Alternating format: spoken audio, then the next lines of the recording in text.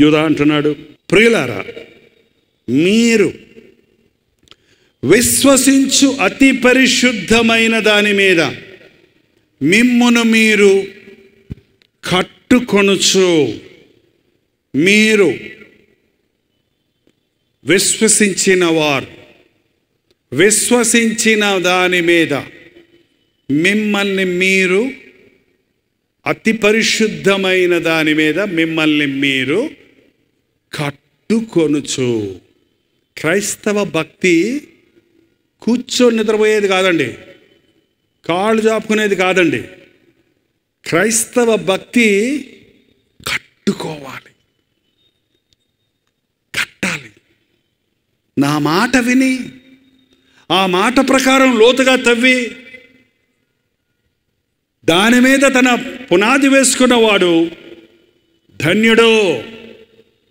గాలి వీసింది, తుఫాను వచ్చింది, దాని పునాది గట్టిగా ఉన్నందున అది కదలదో. చూసారండి, ఇందాక పాడాం కదా, శ్రమ అయిన హింస అయినా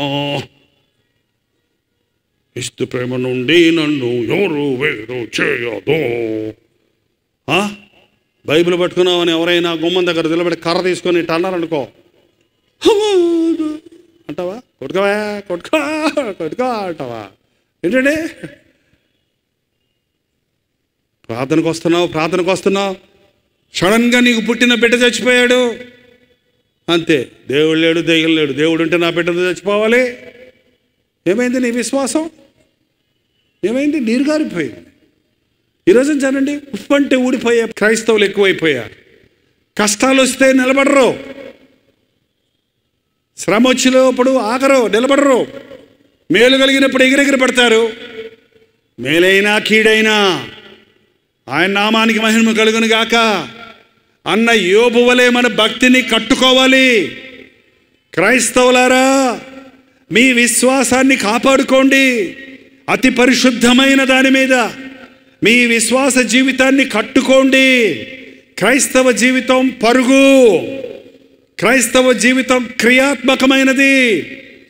నిన్న ప్రార్థన చేశానని వాళ్ళ పడుకొని నిద్రపోయేది కాదు. అలయక పరిగెత్తాలి. యేసు వైపు చూచుచూ ముందున్న పందెములో పరిగెత్తాలని దేవుని వాక్యం సెలవిస్తూ ఉంది. ఎక్కడున్నావు? వాక్యం వింటున్నావు, ఉద్యోగ సభలకు వస్తున్నావు, టీవీలో వాక్యం వింటున్నావు. నీ ప్రార్థనా జీవితం పెరిగిందా? నీ విశ్వాస జీవితం పెరిగిందా? నీ బైబిల్ పరిజ్ఞానం పెరిగిందా? నీవు లోతైన విశ్వాసములో స్థిరపడుతున్నావా?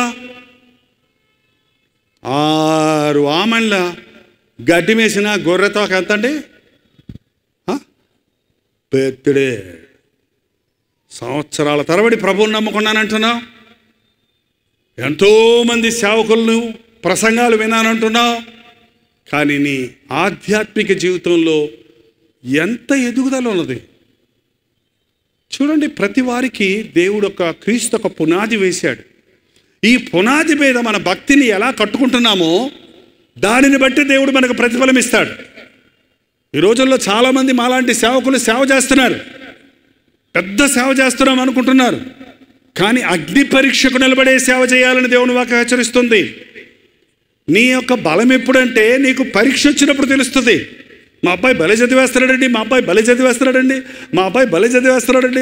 నాకే వస్తుంది మమ్మీ, ఫస్ట్ క్లాస్ నేనే అంటాడు.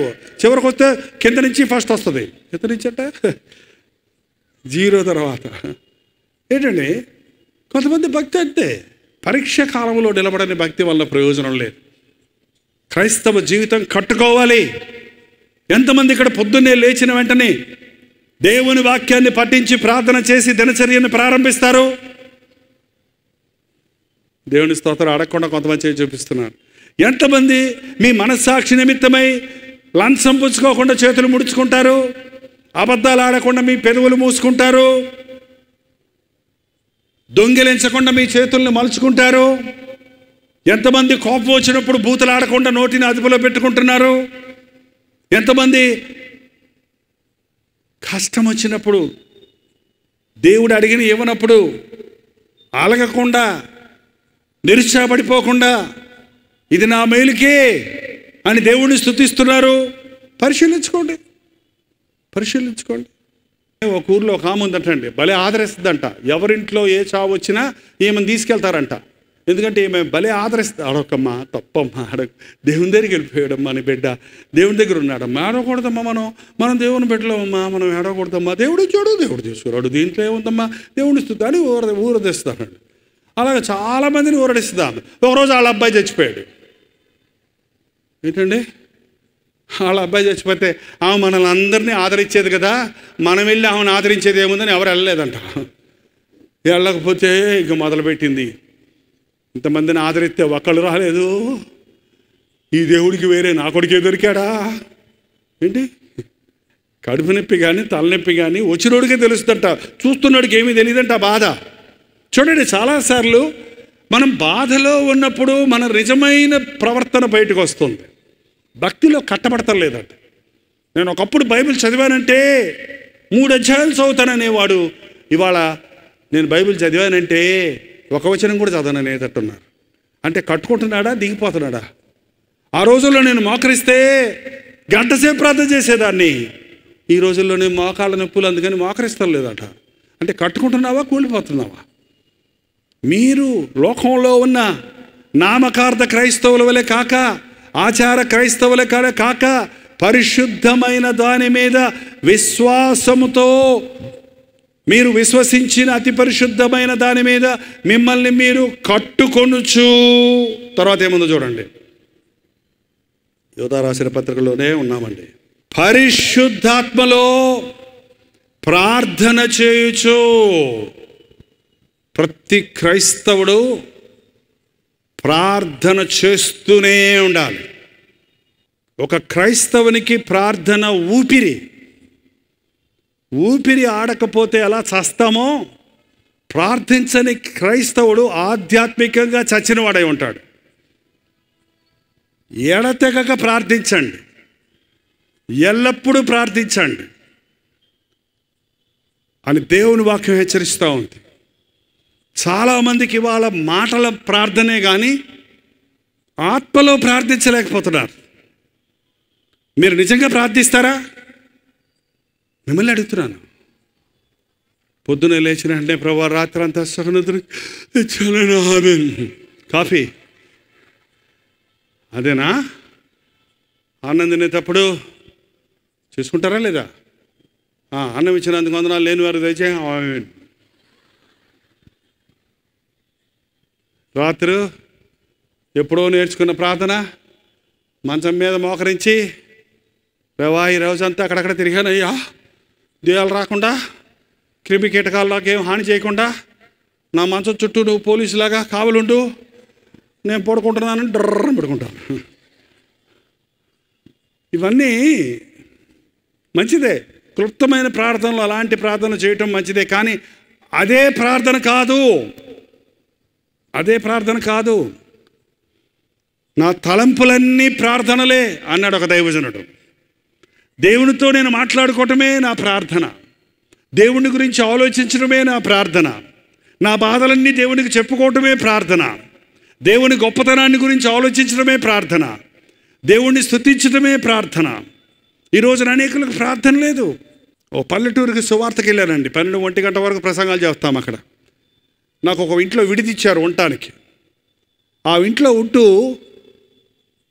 ప్రసంగం అయిపోయిన తర్వాత ఆ ఇంటి యజమానురాలు విశ్వాసి, ఆ యజమాని మీటింగ్కి రాలేదు.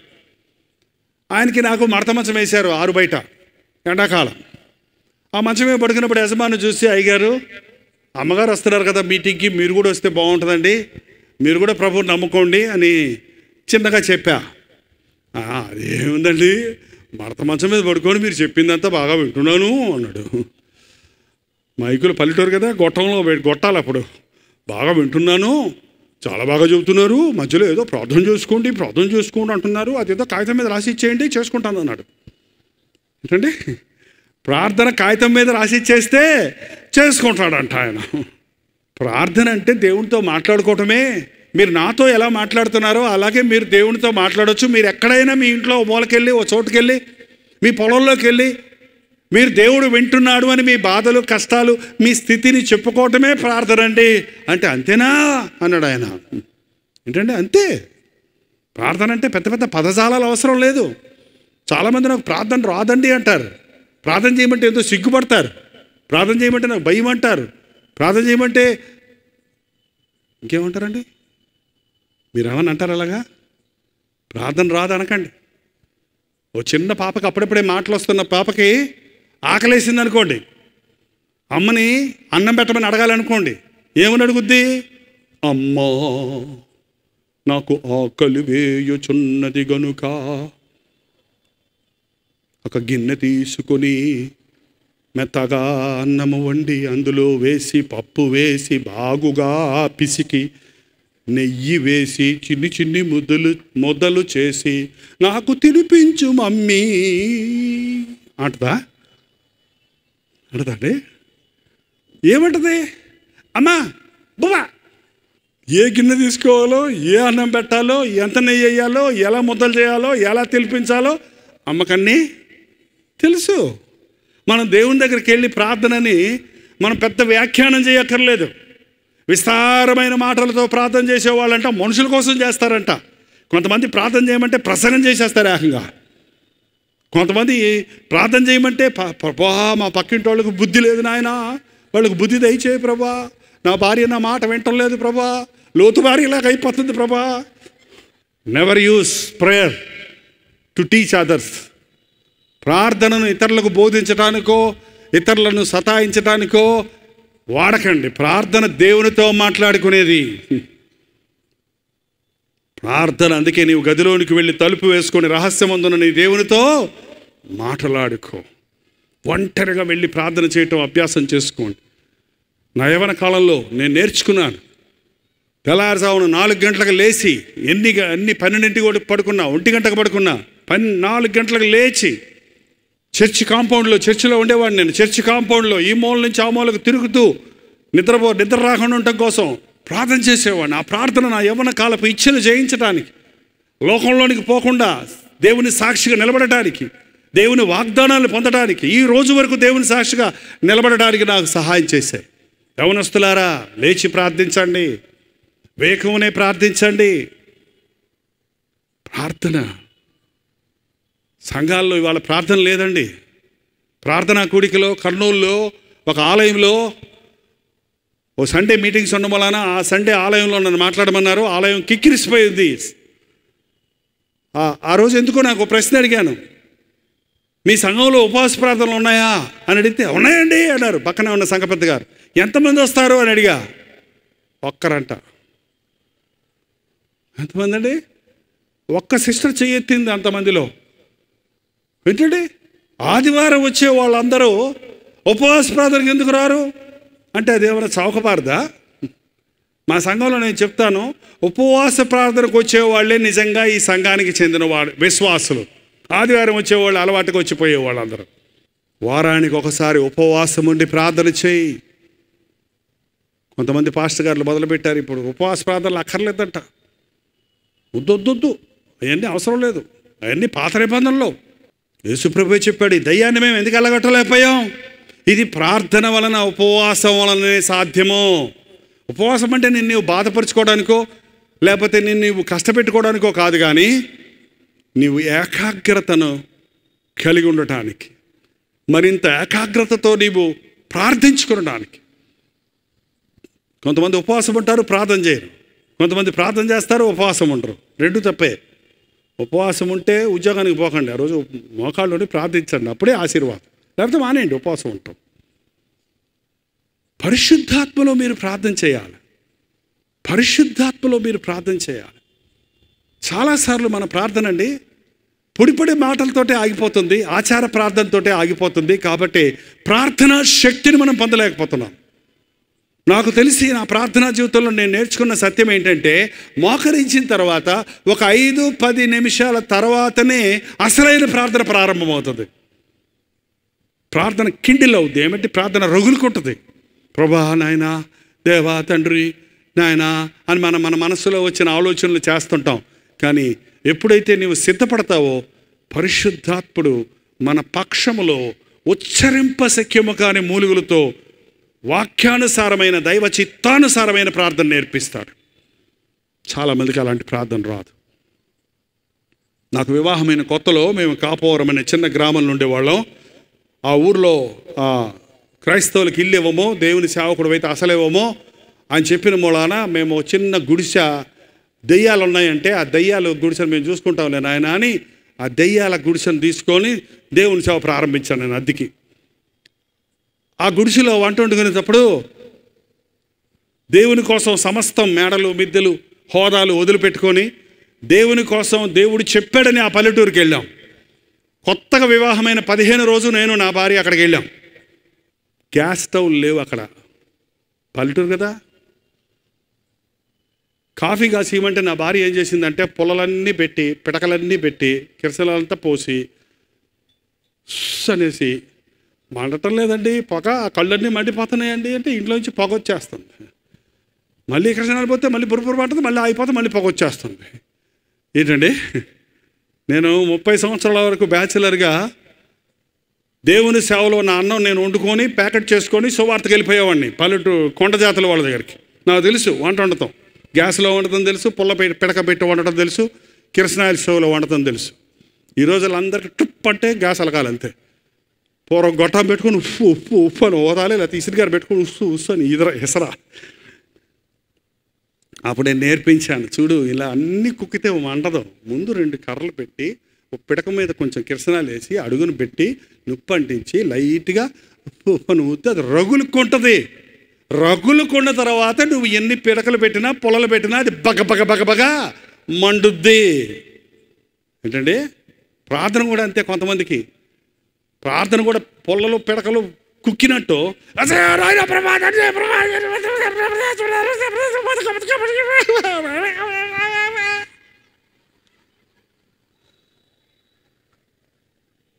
తెగ ప్రార్థన చేసేస్తున్నారు అనుకుంటారు కొంతమంది.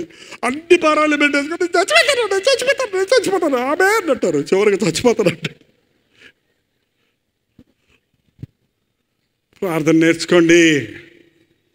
ప్రార్థన మొదట దేవుణ్ణి స్తుతించండి, అడక్కండి దేవుణ్ణి. మొదట ఏం అడక్కండి, గొప్పదేవా, నిజదేవా, ప్రార్థన ఆలకించేదేవా, ఆయన్ని స్తుతించండి.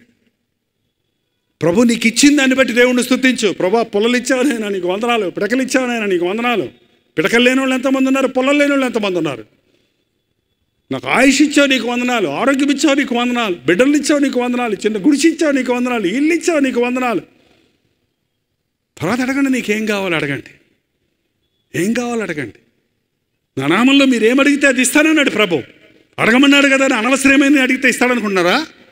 మీరు అడిగినన్ను మీ భోగముల నిమిత్తం అడుగుతున్నారు కాబట్టి మీకేం దొరకదు పొమ్మన్నాడు. మీరు అడిగినన్ను అవిశ్వాసంతో అడుగుతున్నారు కాబట్టి మీకేం దొరకదు అంటున్నాడు. చాలామంది ప్రార్థన చేస్తున్నామంటే దొరకటం లేదండి, ప్రార్థన చేస్తున్నామంటే ఇవ్వటం లేదండి దేవుడు అని నేరం మోపుతారు దేవుడి మీద. కాదు కాదు కాదు, మీరు దేవుని చిత్తానుసారంగా అడగల, దేవుని హృదయానుసారంగా అడగల. పరిశుద్ధాత్మని సహాయంతో మీరు ప్రార్థన చేస్తే ఎలాగో యుక్తముగా ప్రార్థన చేయాలో పరిశుద్ధాత్ముడు మన పక్షము నుండి మనల్ని సర్వసత్యములోనికి నడిపిస్తాడు. ఈరోజు నుంచి దయచేసి ఈ సభకు వచ్చిన మీరందరూ ప్రార్థన నేర్చుకుంటానండి. ఈ సభలు పెట్టినది సఫలీకృతమైనట్టు అర్థం అండి. మీరు ఏ బాధ వచ్చినా, ఏ కష్టం వచ్చినా మనుషుల దగ్గర పరిగెత్తకండి, వైద్యుల దగ్గర పరిగెత్తకండి, ముందు లాయర్ల దగ్గర పరిగెత్తకండి, ధనవంతుల దగ్గర పరిగెత్తకండి, అధికారుల దగ్గర పరిగెత్తకండి. ప్రభు పాదాల దగ్గరికి వెళ్ళండి, మోకాళ్ళ మీద పడండి. ప్రభా ఇది నా బాధ, ప్రభా ఇది నా కష్టం, ఇది నా ఇరుకు, ఇది నా పరిస్థితి, నన్నేం చేయమంటావని దేవుని సన్నిధిలో ప్రార్థించడం నేర్చుకోండి. మీరెప్పుడు దివాళ తీయరు, మీరెప్పుడు నష్టపోరు, మీరెప్పుడు నిరుత్సాహపడరు. ప్రార్థన ఆలకించే దేవుడు మీకు జవాబిస్తాడు. పరిశుద్ధాత్మలో ప్రార్థించాలి. అంచెదినాలలో క్రైస్తవులారా ప్రార్థించండి. బిల్లీ గ్రహాం గారు ఆయన్ని ఒక క్రైస్తవుడికి అత్యవసరమైంది ఏంటండి అని ఎవరో ప్రశ్న వేశారంట. అంటే ఆయన చెప్పాడు సమాధానం, ప్రేయర్, ప్రార్థన. రెండవది ఏంటండి, ప్రార్థన. మూడవది ఏంటండి, ప్రార్థన. ఏంటండి, ప్రార్థన చేయడానికి మనకి ఏమైనా డబ్బులు అవుతాయా? ప్రార్థన చేయాలంటే ఏదైనా కొండకెక్కాలా? మీరు ఎక్కడున్నారో అక్కడ మోకరిస్తే యేసయ్య నీ ప్రార్థన వినడానికి ఎప్పుడూ సిద్ధంగా ఉన్నాడు. ఈ రాత్రి మనం కూడా ఒక తీర్మానం చేసుకుందాం. ఈ రోజు నుండి నేను యేసుక్రీస్తు కొరకు జీవిస్తాను. హల్లెలూయా. లేచి నిలబడండి. ప్రార్థన. నాతో మాట్లాడయ్యా, నీ పరిశుద్ధాత్మను నా మీద కుమరించు నాయన. నీ మెల్లని స్వరాన్ని వినిపింపజేయి తండ్రి. ఈ ఆవరణలో కూడి వచ్చిన నీ బిడ్డలందరినీ వెలిగించి ఈ లోకంలో ఉన్న వెక్కర జనుల మధ్య జ్యోతుల వలె ప్రకాశించినట్లు నీ పరిశుద్ధాత్మతో అభిషేకించము నాయన. ప్రార్థన రాని వారికి ఈ రోజు నుండి ప్రార్థనాత్మను దయచేసి ఉచ్చరింప శక్యము గాని మూలుగులతో చేయు ప్రార్థన, దైవ చిత్తానుసారమైన ప్రార్థన చేయువారిగా, నశించిపోతున్న ఆత్మల కొరకు విజ్ఞాపన చేయు ప్రార్థనా పరులుగా మమ్మల్ని మలుచుకొనుము తండ్రి. ఈ భూమి దాని ఆశ గతించిపోయే రోజులు ఆసన్నమైనవని, భూమి అంతకంతకు చెడిపోతుందని, మనుషులు అంతకంతకు దౌర్భాగ్యపు స్థితికి దిగజారిపోతున్నారని మేము చూసినప్పుడు, మోసగాడుల మధ్య, వంచకుల మధ్య, గర్విష్ఠుల మధ్య, అబద్ధికుల మధ్య, నాస్తికుల మధ్య, ఏ మాత్రము నీతి న్యాయం లేని జంతు స్థితికి దిగజారిపోయిన జనుల మధ్య మేము నీ సాక్షులుగా నిలబడడానికి సహాయం ఇచ్చాయి. అట్టి వారితో మేము కలిసిపోక, ప్రకృతి సంబంధమైన మనుషులతో మేము సఖ్యత కలిగి ఉండక, ఆత్మ సంబంధమైన వారిగా పైనున్న వాటి మీద మా మనసుంచుటకు సహాయం చేయి నాయన. అక్కడ నుండి క్రీస్తు క్రిందికి దిగి వస్తున్నాడని విశ్వసించుటకు సహాయం చేయి నాయన. భూ సంబంధమైన మా అవయవములను, ధనాపేక్షను, శరీర ఇచ్ఛలను చంపివేయడానికి సహాయం చేయి తండ్రి. నీ బిడ్డలను హెచ్చరించిన, మేల్కొల్పిన ప్రతి మాట వారి గుండెల్లో నిలిచి ఉండడానికి, నీ రాకడ వరకు నమ్మకస్తులుగా నిలబడి నీ వచ్చినప్పుడు ఎత్తబడి వధువు సంఘంలో ఉండటకు ఈ ఆవరణలో ఉన్న ప్రతి ఒక్కరికి నీ సహాయం చేయము.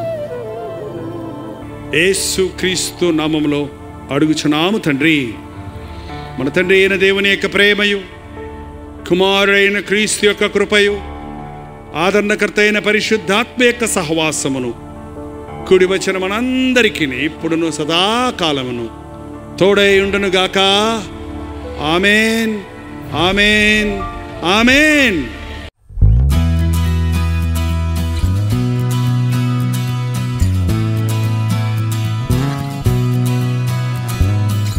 హల్లెలూయా. న్యూఢిల్లీ పరిసర ప్రాంతాల్లో ఉన్న వారికి శుభవార్త.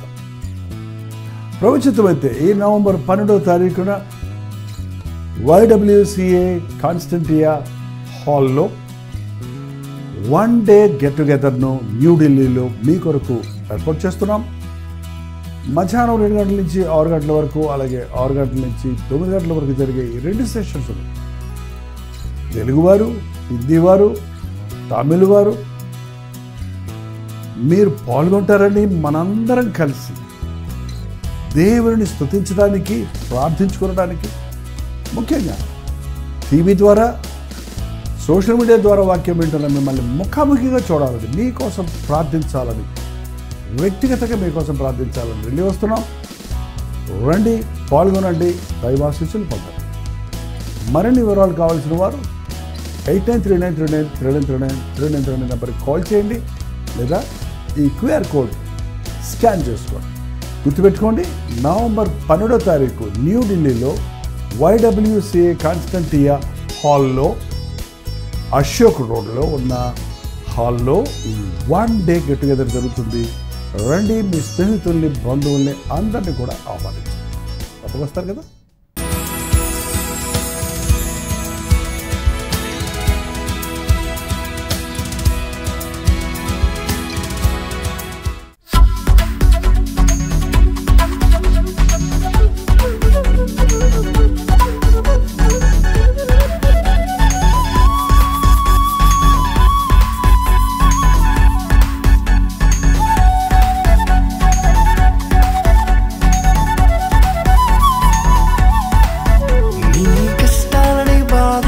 శ్రమలన్నీ తీర్చే అనాథుడు యేసే, నీ కష్టాలని బాధలన్నీ శ్రమలన్నీ తీర్చే అనాథుడు యేసే. ఆది నుండి ఉన్నవాడు ఆ దేవుడు, అద్భుత చేసేవాడు నా యేసుడు, ఆది నుండి ఉన్నవాడు ఆ దేవుడు, అద్భుతాలు చేసే